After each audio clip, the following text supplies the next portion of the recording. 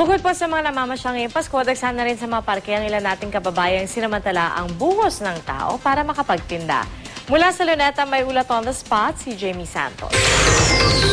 Jamie?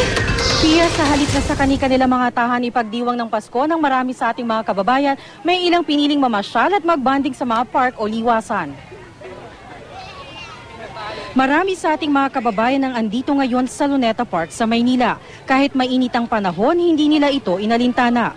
Kanya-kanyang latag ng mga sapin at hanap ng pwesto ang mga pamilya sa park. Enjoy na enjoy ang ilan sa pagpipicture, habang ang ilan din at nananaming nanananghalian. Para sa kanila, ang Pasko sa Luneta ay isang perfect family bonding. Sa Quezon City Memorial Circle naman, maaga pa lang ay dagsa na mga bata sa playground na ito. Enjoy sila sa paglalaro sa mga padulas, bike at siso. Ang iba naman pinagsaluhan ng bitbit nilang handa sa Noche Buena kagabi. Para sa ating mga kababayan, mainam daw na magdiwang ng Pasko sa mga pasyalan para maiba naman. Taon-taon kasi laging sa bahay lang sila nagkakasayahan. Si Darlene Medellin di na muna nagtinda sa Commonwealth Market. First time daw nadalhin niya ang kanyang mga anak sa circle, pero hindi mawawala ang pagiging madiskarte ng mga Pinoy.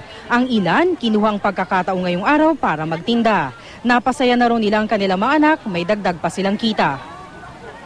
Ma'am, gusto namin dito kasi maraming tao, but masaya. Masaya po yung pamilya. Minsan na po kami, ngayon na po kami na isipan na mamasyal. Kasi lagi na lang po tinda eh.